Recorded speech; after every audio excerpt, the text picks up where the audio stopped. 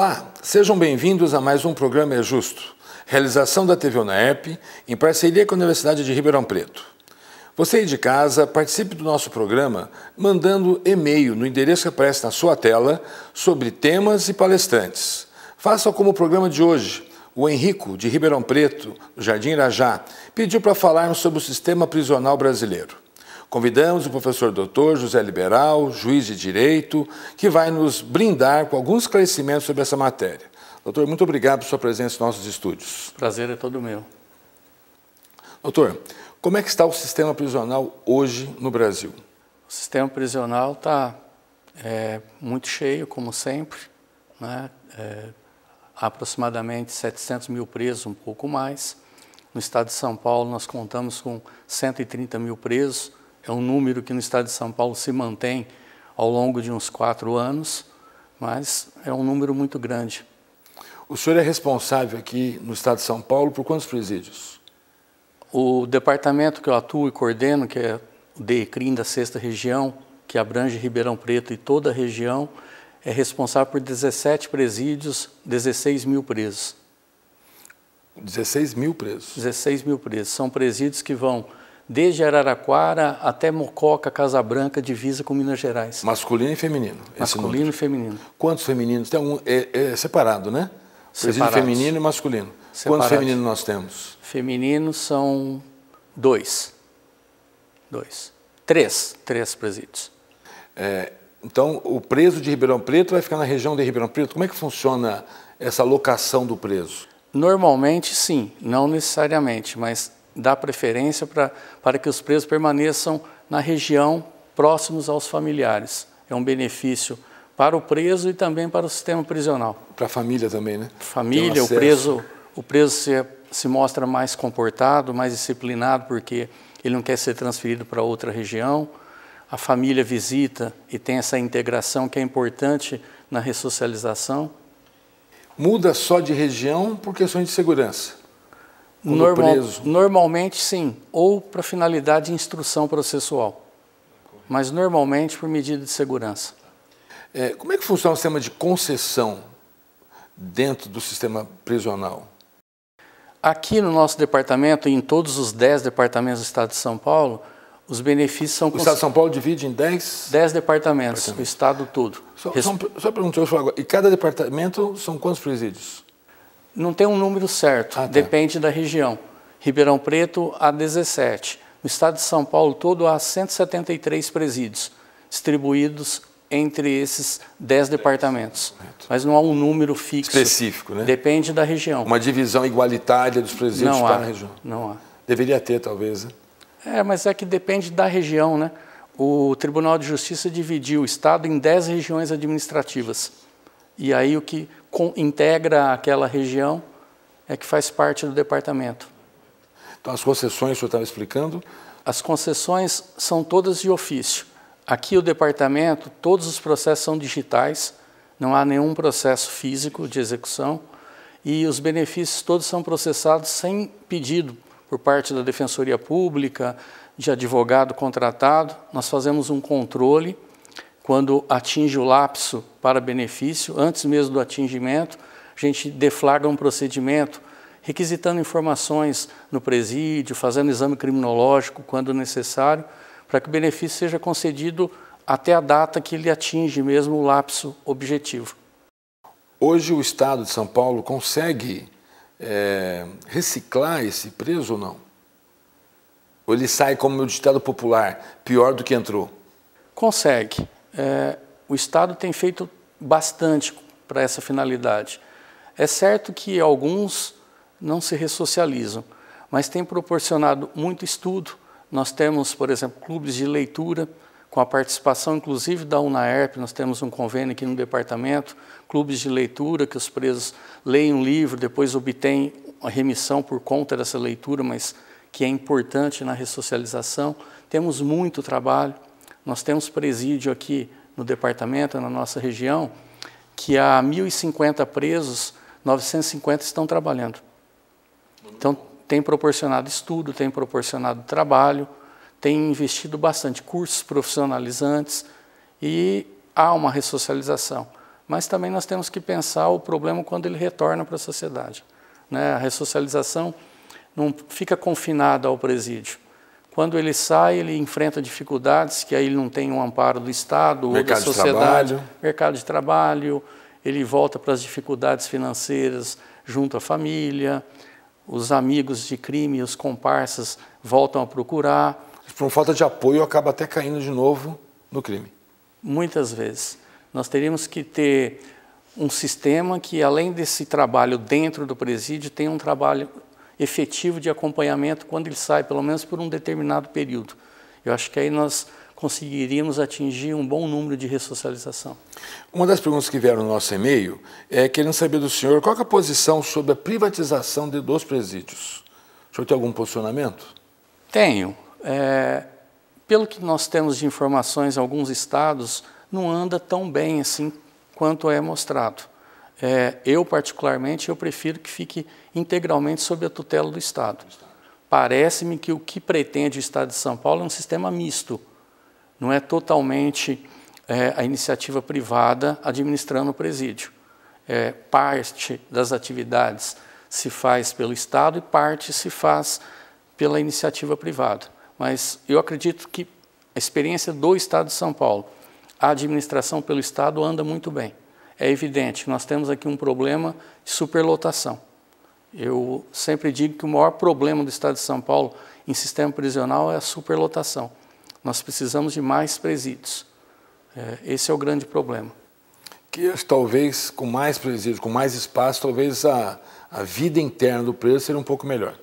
Melhor, possibilitaria mais facilmente a ressocialização dele. A gente tem visto na mídia muitas questões de auxílio para os presos dentro dos presídios com celulares, uso de entorpecentes. Recentemente até uso de drones. Aqui na nossa região tem isso? Acontecido isso? Tem. Diminuiu bastante a incidência no estado como um todo, porque os presídios agora são dotados de scanner corporal. Então as pessoas que entram, os visitantes que vão lá fazer o contato com o preso, participar final de semana de atividade junto ao preso, eles passam por um scanner que diminui bastante, mas mesmo assim são atirados celulares dentro do presídio, também aqueles que entram por vezes acabam passando, às vezes também há uma contribuição do servidor.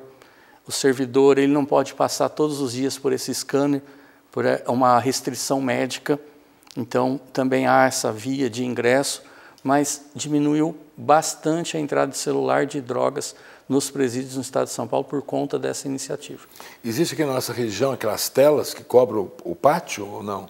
É só nos grandes centros? Não, existe também, mas essa tela dificulta, mas não impede, porque embora a malha retenha o celular, os presos eles fazem pirâmides e em poucos segundos eles conseguem retirar o celular da malha. Uma rapidez enorme. Uma rapidez enorme. Atletas. É difícil conseguir evitar isso.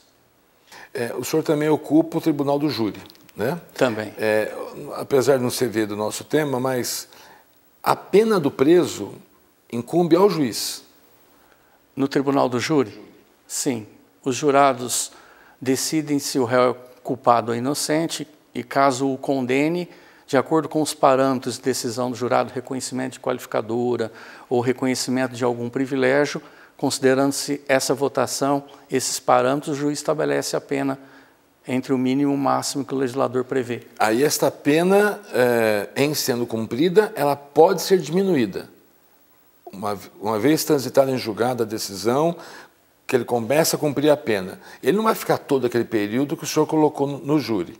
Não, não vai porque, não necessariamente, é possível, mas ele não vai por quê? Porque ele vai ter remissão de pena, vai diminuir, e ele tem os benefícios de progressão, de livramento condicional. É evidente que se ele tiver um mau comportamento, teoricamente é possível ele cumprir toda a pena sem obter nenhum benefício. Mas remissão, que é diminuição de pena, por vezes comutação por força de decreto presidencial e mesmo as progressões, os livramentos condicionais. Porque a sociedade reclama muito disso, né? Não adianta condenar por 20 anos que ele vai cumprir só metade, né? criticam muito essa diminuição. O que o senhor acha dessa crítica que a sociedade faz? Eu acho que tem que ter o sistema progressivo. Fechado, passa para o semiaberto, trabalhar, depois atinge o aberto. Eu acho que é necessário mudar a fração. Então, por exemplo, é 1/6 para obter um benefício de progressão quando o crime não é hediondo. 1/6, 18 anos, 3 anos ele vai para o semiaberto, mais 3 anos ou menos com remissão, ele vai para o aberto. Então, eu acho que tinha de 18 vira 6. Vira 6, aí ele vai cumprir o restante no regime aberto, mediante condições, ou seja, o regime aberto é nada, porque não tem fiscalização. Ele vai ficar um período muito longo, sem estar preso, e muitas vezes ele volta a praticar o crime. Aí que entraria as tornozeleiras, ou não, nesse sistema aberto? Deveria, mas no estado de São Paulo, as tornozeleiras são utilizadas só para o semiaberto, para o trabalho externo. No semiaberto, o preso, ele fica no presídio à noite e durante o dia ele sai para trabalhar, quando não há trabalho no presídio. E aí, quando ele sai para trabalhar, ele sai com tornozeleira. E a tornozeleira seria útil para monitorar o aberto e monitorar também as medidas protetivas na Maria da Penha. A medida protetiva talvez mais comum na lei da Maria da Penha é a não aproximação da vítima. Só que não tem controle dessa aproximação ou não da vítima. Com a tornozeleira é possível monitorar em tempo real. Mas não existe. No estado de São Paulo... seria bem eficaz mesmo a ordem judicial, né? Sim, além de eficaz, evitaria a prisão. Porque muitas vezes na Maria da Penha o juiz não concede uma medida protetiva diversa da prisão por conta do risco dele voltar a agredir a mulher. Então, o mantém na prisão. Então, poderia evitar a manutenção dele na prisão com a medida alternativa com a tornozeleira. O Brasil não trabalha com aqueles presídios com trabalho, né? Parece que a legislação americana prevê ele trabalhar para abrir estradas, limpeza de cidade. Nós não temos esse tipo de pena. O trabalho na lei de execução penal é um dever do preso. E se ele recusar o trabalho, ele comete falta grave, com consequências, perda de dia remido, perda de dia que ele conseguiu remissão, regressão de regime prisional. O que nós não temos, que a Constituição proíbe, é o trabalho forçado, nesse sistema norte-americano que a gente costuma ver em filme. Mas trabalhar, ele é obrigado. Interno? Interno ou externo. E nós temos muitos presos que trabalham externamente para prefeituras. Nós temos presos de Jardinópolis, do semiaberto, que trabalham em Sertãozinho, trabalham em Pontal, trabalham na prefeitura de Ribeirão Preto. E nós agora iniciamos um projeto aqui no departamento que parece-me que é inédito, que presos do fechado, não do regime semiaberto, estão trabalhando em obras públicas para municípios. Excelente, né? Muito bom. Que ele retorna para a sociedade, né? Retorna para a sociedade. Que é aquela pessoa que está mais revoltada com o ato dele, né? É. E o sistema de fuga da sua região, que o senhor é diretor, existe muitos? Não há fuga. Não. O sistema prisional de São Paulo, há anos, criou-se uma rotina de trabalho para evitar fuga. Não há fuga. A fuga que nós chamamos é quando ele sai do benefício da saída temporária, aqueles benefícios que tem, e ele não retorna. Isso é considerado fuga. Mas fugir estando no presídio, ou às vezes ele está num trabalho externo, como eu mencionei, numa prefeitura, ele rompe a tornozeleira e foge. Aquela de arrombar a parede, estourar. No estado de São Paulo, eu estou no sistema trabalhando em execução penal há 15 anos. Faz mais de 12 anos que não tem fuga. Na sua região, na sua diretoria, as facções criminosas comandam os presídios também, como no Rio de Janeiro? Olha... Ou se tem indícios que existem? Não, tem. Se não comandam, tentam comandar. O que o Estado de São Paulo fez, que me parece que é correto, quando detecta que o preso faz parte de uma facção criminosa, ele é transferido para um presídio específico onde só ficam membros de facção criminosa, para não contaminar outros presos. Tem estados que adotam outro sistema, entende que esse sistema não é bom porque todos têm que estar convivendo, independentemente se pertencer a uma facção ou não. A experiência que nós temos no estado de São Paulo foi muito exitosa a partir do momento que houve esse isolamento. Antes desse isolamento eram rebeliões, dominavam o presídio, coaptavam presos para integrar facção criminosa, presos que até então não integravam. Então, me parece que o caminho é esse, a separação mesmo, deixá-los isolados dos demais. Doutor, nosso tempo acabou, a conversa muito boa, flui fácil, né? Agradecer a sua presença de novo e deixar o convite para o senhor retornar aos nossos estúdios. Eu que agradeço a oportunidade, estarei sempre à disposição, um prazer. E você, telespectador, muito obrigado pela sua atenção e até a próxima. Fique com Deus.